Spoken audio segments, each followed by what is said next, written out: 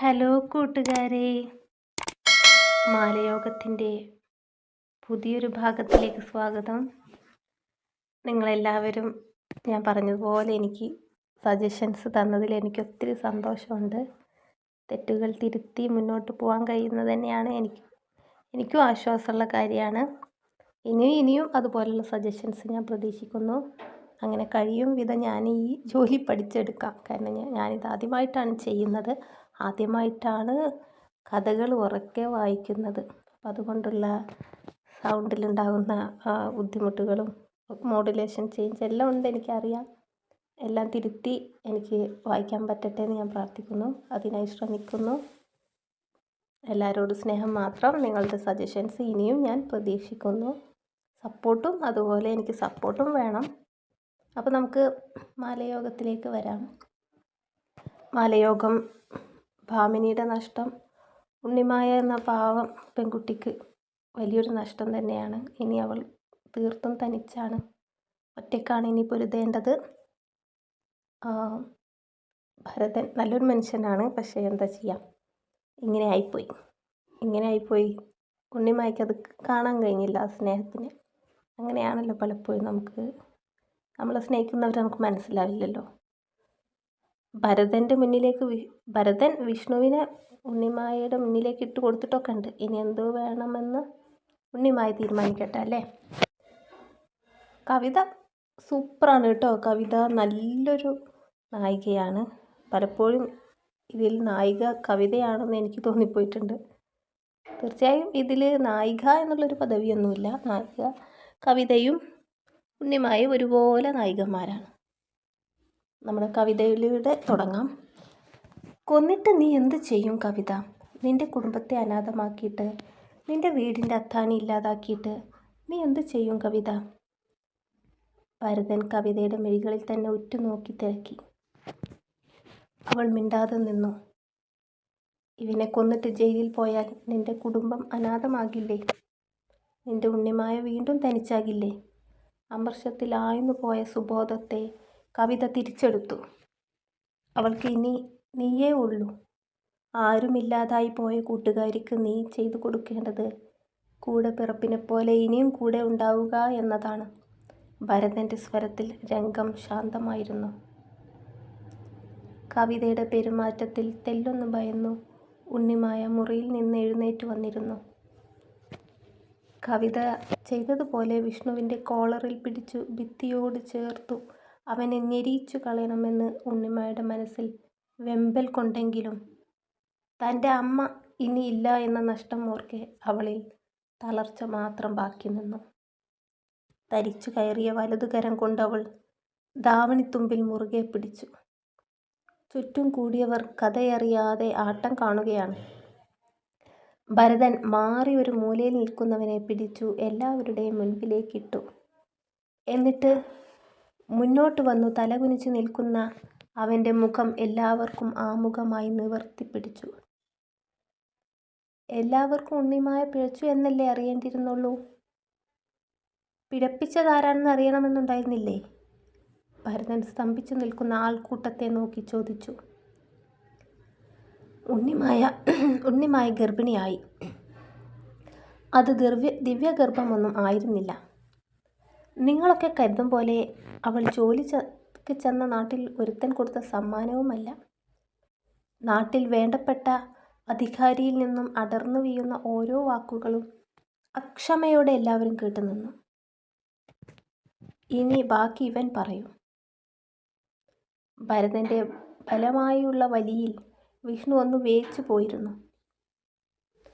നിയന്ത്രണം വിട്ട് ഉണ്ണിമായുടെ മുൻപിലേക്ക് വീഴാൻ പോയ അവൻ ബാലൻസിൽ വീഴാതെ വിറച്ചു നിന്നു.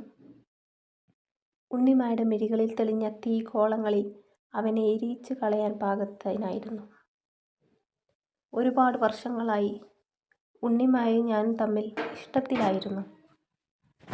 വിഷ്ണു വിടർന്ന മിഴികളാൽ പറയാൻ തുടങ്ങിയതും ആദ്യ വാക്കുകൾ കേട്ട് ഭരതൻ്റെ നെഞ്ചിൽ കുത്തിയ നൊമ്പരം അവൻ അറിയുന്നുണ്ടായിരുന്നു. അവളുടെ ഗർഭത്തിൻ്റെ ഉത്തരവാദി ഞാനാ.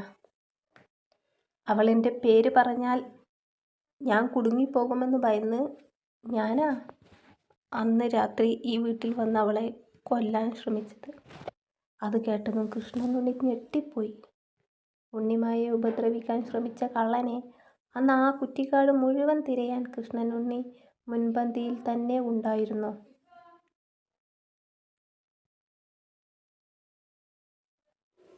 എൻ്റെ അവസ്ഥ അതായിരുന്നു. അറിവില്ലായ്മ കൊണ്ട് പറ്റിപ്പോയതാ. എനിക്ക് മാപ്പ് തരണം.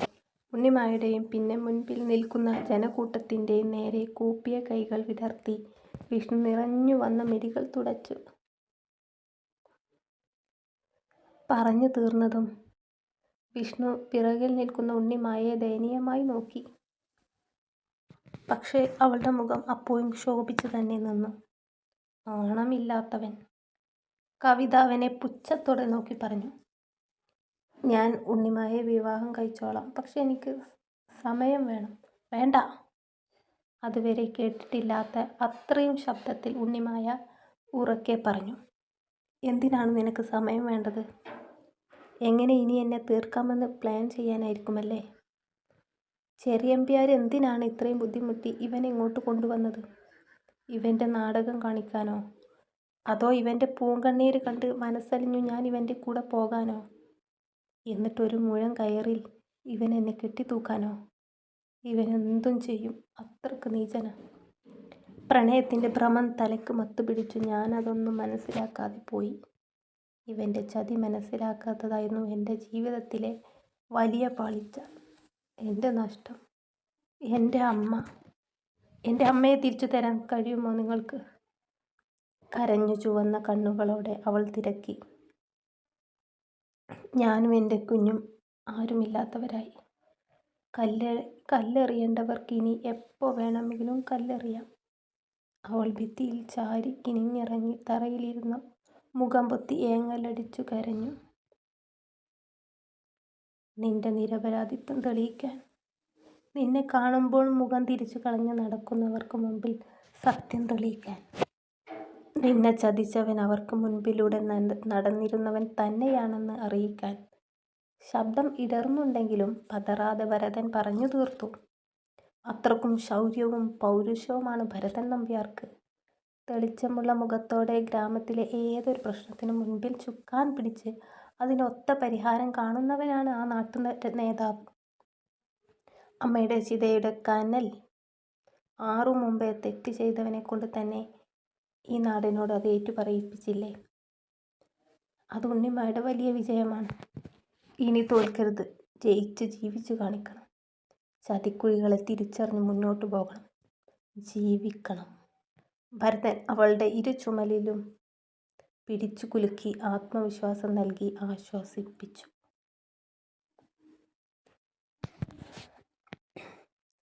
ഇതാണ് വീടെന്ന് ഉറപ്പ്. ആൾക്കാരെ കണ്ടില്ലേ? നിമിഷ രാധികയുടെ ചെവിയിൽ പറഞ്ഞുകൊണ്ട് വേലി ചാടിക്കടന്നു.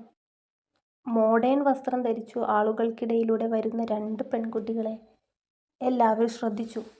മുന്നിൽ വന്നു നിൽക്കുന്നവരുടെ മുഖത്തേക്ക് ഭരതനും തല ഉയർത്തി നോക്കി. ഭരതൻ്റെ മിഴികൾ പോയ വഴിയെ നോക്കിയപ്പോൾ കണ്ട 2 പേരെ നോക്കി ഒരു നിമിഷമെങ്കിലും അവളുടെ മനസ്സ് ഓഫീസിലും വിഘ്നേഷിലും ഹോസ്റ്റൽ മുറിയിലും സഞ്ചരിച്ചു. അവൾ അവരെ നോക്കി വിതുമ്പി. രാധികയും നിമിഷയും അവളുടെ അരികിലേക്കടുത്തു. അതോടെ ഭരതൻ അവിടെ നിന്ന് എഴുന്നേറ്റു. ചുമര് ചാരി എല്ലാം കേട്ട് സുചിത്രക്കരികിൽ നിന്നിരുന്ന കവിത അവനെ കണ്ടതും നിവർന്നു നിന്ന് തലകുനിച്ചു. അവൾ മനസ്സിൽ കണ്ടൊരു രംഗം കൺമുൻപിൽ സംഭവിച്ചത് കൊണ്ടാകാം അവളിൽ ഉയർന്ന ശൗര്യം നന്നേ അലിഞ്ഞുപോയിരുന്നു. ചെറിയമ്പ്യാരെ ആ വിഷ്ണു ഓടി രക്ഷപ്പെടുന്നു. പറയുന്നത് പൂർത്തിയാക്കും മുമ്പേ ബഹളം വെക്കുന്ന ആളുകളുടെ മുമ്പേ ഓടുന്ന വിഷ്ണുവിനെ അവൻ അവിടെ നിന്നേ കണ്ടു. പെട്ടെന്നുണ്ടായ ബഹളത്തിൽ നിമിഷയും രാധികയും ഒന്ന് ഭയന്ന് പരസ്പരം നോക്കി. ഉണ്ണിമായോടൊപ്പം അവരും തറയിൽ നിന്ന് എഴുന്നേറ്റു. നിൽക്കാൻ! ഒന്നുയർച്ചയോടെ ഭരതൻ പിറകിൽ നിന്ന് വിളിച്ചതും ഓടാൻ തുടങ്ങിയവരൊക്കെ സടനിട്ട പോലെ നിന്നു. അവൻ പോകട്ടെ. ഈ കുന്നിമണി ഗ്രാമം വിട്ടു പോകുന്നതിന് മുമ്പ് പോലീസ് അവനെ പൊക്കിയിരിക്കും. നിങ്ങളെല്ലാവരും പിരിഞ്ഞു പൊക്കോളൂ.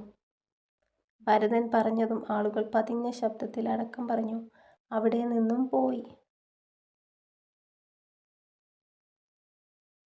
ഭരതന്റെ വാക്കുപോലെ നിമിഷങ്ങൾ കൊണ്ട് കവലയിൽ വെച്ച് ജീപ്പിൽ വന്ന ഒരു കൂട്ടം പോലീസുകാർ അവനെ അറസ്റ്റ് ചെയ്ത് കൊണ്ടുപോയി. ആ നീക്കം അവനൊട്ടും പ്രതീക്ഷിച്ചിരുന്നില്ലാത്തത് കൊണ്ട് അതിനെ പ്രതിരോധിക്കാൻ കഴിയാതെ വിഷ്ണു കീഴടങ്ങി.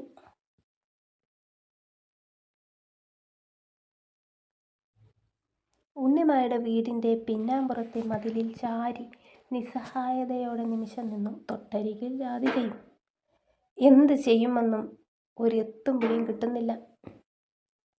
കവിളിൽ കൈകുത്തി നിന്നുകൊണ്ട് നിമിഷ ആലോചനയോടെ പറഞ്ഞു. നമുക്കിവിടെ അധികം നിൽക്കാൻ കഴിയില്ലല്ലോ. എന്തായാലും അവളിത് അറിയണ്ടേ. നീ പ്രാക്ടിക്കലായി ചിന്തിക്ക്. രാധിക അവളുടെ തോളിൽ തട്ടി. എന്നാലും അവളുടെ ഇപ്പോഴത്തെ മാനസികാവസ്ഥ നമുക്ക് ഊഹിക്കാവുന്നതിലപ്പുറമായിരിക്കും. അതുകൊണ്ട് നാളെ ഉണ്ണിമായുടെ കയ്യിൽ റെസിഗ്നേഷൻ ലെറ്റർ കൊടുക്കാം. നിമിഷ പറഞ്ഞപ്പോൾ രാധികയും അത് ശരിവെച്ചു. മുറിയിലേക്ക് ചെന്നപ്പോൾ ചെറുപാത്രത്തിൽ കഞ്ഞി എടുത്തു വെച്ച് അതിലേക്കൊരു സ്പൂണും ഇട്ട് ഉണ്ണിമായക്കരികിൽ ഇരിപ്പുണ്ട് കവിത. ചെറുവായയിൽ ചുരുണ്ടുകൂടി മുഖം പൂഴ്ത്തി കിടന്നു നിർത്താതെയുള്ള കരച്ചിലായിരുന്നു ഉണ്ണിമായ. അവരെ കണ്ടതും താഴെ നിന്ന് പ്രയാസപ്പെട്ട് കുത്തി എഴുന്നേൽക്കാൻ നിന്ന കവിതയെ അപ്പാടെ പിടിച്ചിരുത്തി നിമിഷയും രാധികയും കൂടെ തറയിലിരുന്നു. ഇതെന്താ ഉണ്ണിമായ, ഒന്നും കഴിക്കുന്നില്ലേ? നിമിഷയുടേതായിരുന്നു ചോദ്യം. നേരെ ഇത്രയായിട്ട് ഒരൊറ്റ വെള്ളം അവൾ ഇറക്കിയിട്ടില്ല. കവിത ഒരു നെടുവീർപ്പിട്ടുകൊണ്ട് പറഞ്ഞു. ഉണ്ണിമായ, ഇനി ഇങ്ങനെ തുടങ്ങിയാൽ നിന്റെ അനിയൻകുട്ടിക്കാരാ ഉള്ളത്? ആ കുഞ്ഞു മനസ്സ് എന്തോരം നോവുന്നുണ്ടാകും. അവൻ ഈ ഭൂമിയിൽ തീർത്തു ഒറ്റപ്പെട്ടെന്ന് തോന്നിക്കാണും. അവനെ നെഞ്ചോട് ചേർത്ത് സമാധാനിപ്പിക്കേണ്ടത് നീയല്ലേ? നിമിഷ പറഞ്ഞു തീർന്നതും ഉണ്ണിമായ മിഴികൾ തുറന്നു. കരഞ്ഞു കലങ്ങിയ കണ്ണുകളോടെ അവരെ നോക്കി അവൾ പതിയെ എഴുന്നേറ്റിരുന്നു. മുഖവും കണ്ണും തുടച്ചു അവൾ ഭിത്തിയിലേക്ക് തല ചായ്ച്ചു. അവൻ എവിടെ അപ്പു? അടഞ്ഞ ശബ്ദത്തിൽ ഉണ്ണിമായ അത് മാത്രം തിരക്കി. അപ്പു എവിടെയുണ്ടെന്ന് നോക്കാൻ കവിത വെളിയിലേക്ക് ഇറങ്ങി. ഞാൻ കാരണമാണ് എൻ്റെ അമ്മ പോയത്. എൻ്റെ അച്ഛൻ പോയിട്ട് പോലും തളരാതെ പ്രതിസന്ധികൾ തരണം ചെയ്ത ആളാ. വിഷം കഴിച്ച് സ്വയം ജീവൻ എടുക്കാൻ തോന്നിയിട്ടുണ്ടെങ്കിൽ എന്തോരം മനസ്സ് നീറിയിട്ടുണ്ടാകണം. അമ്മയുടെ ഓർമ്മയിൽ ഉണ്ണിമായുടെ നെഞ്ചം വിങ്ങി. അവിടെ നിന്ന് ഇങ്ങോട്ട് വരേണ്ടിയിരുന്നില്ല എന്നിപ്പോൾ തോന്നുകയാണ്. ആ വരവ് കൊണ്ട് എനിക്കൊന്നും നേടാൻ കഴിഞ്ഞില്ല. നഷ്ടങ്ങളല്ലാതെ. വന്നില്ലായിരുന്നെങ്കിൽ എനിക്ക് എൻ്റെ അമ്മയെ നഷ്ടപ്പെടില്ലായിരുന്നു. സ്നേഹിച്ചവൻ തന്നെ വഞ്ചിച്ചു. അവൻ്റെ കയ്യാൽ തന്നെ ആ കുഞ്ഞും പോയി. ഉമിനീരിറക്കാൻ പാടുപെട്ട് ഉണ്ണിമായ കിതപ്പോടെ ഇരുന്നു. അവളുടെ വാക്കുകൾ കേൾക്കെ എന്ത് മറുപടി പറയുമെന്നറിയാതെ ഇരുവരും പരസ്പരം നോക്കി. അടഞ്ഞുകിടന്ന വാതിൽ തുറന്നപ്പോൾ അകത്തേക്ക് പ്രവേശിച്ച വെളിച്ചം താങ്ങാനാവാതെ വിജയലക്ഷ്മി മിഴികൾ ഇറുക്കി ചിമ്മി. ഭരതൻ മുറിയിലേക്ക് വരുന്നുണ്ടെന്ന് കണ്ടതും അതുവരെ അടക്കി വെച്ച സങ്കടങ്ങൾ ഒന്നായി അണപൊട്ടി ഒഴുകി. അവരുടെ സാരി തലപ്പ് കൊണ്ട് വായ പൊത്തി കരയുന്ന അമ്മയെ കാണേ ഭരതന് ദുഃഖം താങ്ങാൻ കഴിഞ്ഞില്ല. ഭരത, എൻ്റെ ഭാമിനി എന്നെ വിട്ടുപോയി. അവളുടെ വരവ് കാത്ത് ഇനി ഈ വാതിലിലേക്ക് നോക്കിക്കിടന്നാൽ നിരാശയായിരിക്കും ഫലം. വിജയലക്ഷ്മിക്കരികിൽ ഇരിക്കുന്ന ഭരതൻ്റെ മടിയിലേക്ക് ചായ്ഞ്ഞു അവർ പൊട്ടി പൊട്ടിക്കരഞ്ഞു. നീറുന്ന നെഞ്ചോടെ ഇരിക്കുന്നവന് അമ്മയെ എന്ത് പറഞ്ഞ് സമാധാനിപ്പിക്കണമെന്നറിയില്ലായിരുന്നു. മിഴികളിൽ നിന്ന് അടർന്നു വന്ന മിഴിനീർത്തുള്ളി അവൻ്റെ കവിളുകളെ തലോടി അരിച്ചിറങ്ങി. അത് വന്നു പതിച്ചത് വിജയലക്ഷ്മിയുടെ കവിളിലായിരുന്നു.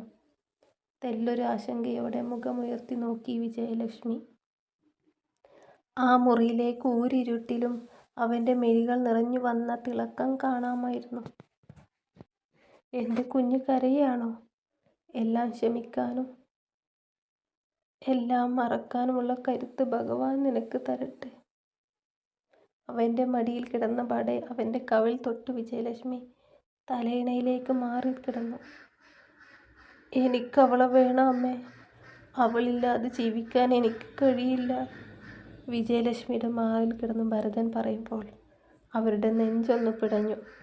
എൻ്റെ മോന് ഇപ്പോൾ ഒന്നും ഓർക്കണ്ട എന്നും പറഞ്ഞവർ അവൻ്റെ തലമുടി തഴുകി.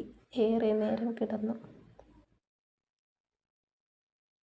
രാവിലത്തെ പല്ല് തേപ്പും ചായ കുടിയൊക്കെ കഴിഞ്ഞ് നിമിഷയും രാധികയും ഉമ്മറ തിണ്ണയിലിരുന്നു. എനിക്ക് നാടൊക്കെ ചുറ്റിക്കാണാൻ തോന്നുന്നു. എന്തൊരു രസമാ വയലിനും കുളത്തിനും തെങ്ങും തോപ്പുകൾക്കുമൊക്കെ, നിമിഷ അതിശയോക്തിയോടെ പറഞ്ഞു. ചുറ്റിക്കാണാൻ പറ്റിയ അവസ്ഥയാണോ ഇപ്പോൾ? പാവം ഉണ്ണിമായുടെ വിഷമം കാണുമ്പോൾ സഹിക്കാൻ കഴിയുന്നില്ല. അവൾക്കിനി ആരാ ഉള്ളത്? നിമിഷ എന്തോ ആലോചനയിൽ കിതപ്പോടെ പറയുന്ന രാധികയെ വീക്ഷിച്ചിരുന്നു. നമുക്ക് കാര്യങ്ങളൊക്കെ കവിതയോട് പറഞ്ഞാലോ? അല്ലാതെ ഇതും പിടിച്ച് നമുക്കിവിടെ നിൽക്കാൻ പറ്റുമോ? അല്ലെങ്കിൽ തന്നെ ഏട്ടൻ്റെ വായിൽ നിന്ന് തെറിവിൽ തുടങ്ങിയിട്ടുണ്ട്. രാധിക പറയുന്നതിനോട് നിമിഷയും യോജിച്ചു. എല്ലാം കേട്ടു കഴിഞ്ഞതും കവിത വല്ലാത്തൊരു മാനസികാവസ്ഥയിലായിപ്പോയി. അവൾ നിറമിഴികളോടെ ഇരുവരെയും നോക്കി. ഉണ്ണിമായ്ക്ക് വേണ്ടി അവിടുത്തെ മാനേജർ കുറേ വെയിറ്റ് ചെയ്തു. ഉണ്ണിമായുടെ ഡിപ്പാർട്ട്മെൻറ്റിലെ വർക്ക്സ് പെൻഡിങ് ആയതോടെ സാർ അവളെ കോണ്ടാക്ട് ചെയ്യാനൊക്കെ ശ്രമിച്ചു. ബാങ്ക് ജോലിയല്ലേ, നമ്മൾക്ക് കണക്കിൽ കവിഞ്ഞ് ലീവൊന്നും കിട്ടില്ല. അല്ല, അതിപ്പോൾ എല്ലാ ജോലിയുടെ കാര്യമായാലും അതങ്ങനെ തന്നെയല്ലേ? നിമിഷ പറയുന്നതിനോട് ന്യായീകരിച്ചു രാധിക പറഞ്ഞു. അവൾ പറയുന്നതൊന്നും പൂർണ്ണമായും മനസ്സിലായില്ലെങ്കിലും ഉണ്ണിമായ്ക്ക് ജോലി നഷ്ടമായെന്ന് അവൾക്ക് ബോധ്യമായിരുന്നു. വിഷമിക്കാനൊന്നുമില്ല, അവൾക്ക് വേണ്ടത്ര യോഗ്യതകളുണ്ടല്ലോ. ടൈപ്പിസ്റ്റായിട്ട് വേറെ ഇടങ്ങളിലും ജോലിക്ക് സ്കോപ്പ് ഉണ്ടാകും. പ്രതീക്ഷ കൈവിടാതിരുന്നാൽ മതി. കവിത അവളെ പറഞ്ഞു. എല്ലാം മനസ്സിലാക്കണം. നിമിഷ അവളുടെ ചുമലിൽ കൈവച്ച് പറയുമ്പോൾ വിതുമ്പി വന്ന ദുഃഖം മുഖത്തും മിഴികളിലും പ്രത്യക്ഷമാവാതിരിക്കാൻ കവിത അതരങ്ങൾ കടിച്ചു നിന്നു. ഞങ്ങൾ ഈ റെസിഗ്നേഷൻ ലെറ്റർ എന്താ ചെയ്യേണ്ടത്? ഇത് ഇവിടെ ഏൽപ്പിച്ച് പോവാനാണ് വന്നത്. നിമിഷ അവളുടെ കയ്യിലുണ്ടായിരുന്ന ലെറ്റർ കവിതയ്ക്ക് നേരെ നീട്ടി. അവൾ ഒരുപാട് ആഗ്രഹിച്ച് നേടിയ ജോലിയാണിത്. തൽക്കാലം ഇക്കാര്യങ്ങളൊന്നും അവൾ അറിയണ്ട. സമയമാകുമ്പോൾ ഞാൻ തന്നെ അവളെ ഇത് ഏൽപ്പിച്ചോളാം. മിഴിനീർ തുടച്ച് കവിത എൻവലപ്പിലേക്ക് നോക്കി. ആ ലെറ്റർ ഇങ്ങ് തന്നേക്കൂ. അത് എനിക്ക് വേണ്ടി കൊണ്ടുവന്നതല്ലേ? മൂവരും പിന്നാമ്പുറത്തേക്ക് ചെന്നതും ശബ്ദം കേട്ട ഭാഗത്തേക്ക് നോക്കിയപ്പോൾ കരഞ്ഞു കലങ്ങിയ കണ്ണുകളുമായി നിൽക്കുന്നവളെ കണ്ടതും ഇനി എന്ത് എന്ന ഭാവത്തിൽ അവർ പരസ്പരം നോക്കി. ഇനി എന്ത്? അതൊരു ചോദ്യം തന്നെയാണ്. ഉണ്ണിമായ ഇനി എന്ത് ചെയ്യും? നിങ്ങൾക്ക് എന്താണ് തോന്നുന്നത്? ഉണ്ണിമായ ഇനി എന്ത് ചെയ്യണം? നിങ്ങളുടെ അഭിപ്രായങ്ങൾ എന്നെ അറിയിക്കണം കേട്ടോ. കമൻറ്റ് വായിക്കാമെന്ന് പറഞ്ഞാൽ എനിക്ക് അത്ര ഇഷ്ടമുള്ളൊരു കാര്യമാണ്. പിന്നെ കൂട്ടുകാരെ, നിങ്ങളെല്ലാവരും എൻ്റെ ചാനൽ സബ്സ്ക്രൈബ് ചെയ്യണം. ഒരു 500 കാണാൻ ഞാൻ ആഗ്രഹിക്കുന്നു. എല്ലാവരും സബ്സ്ക്രൈബ് ആക്കി വേഗം അത് 500 തരുമോ? Thank you.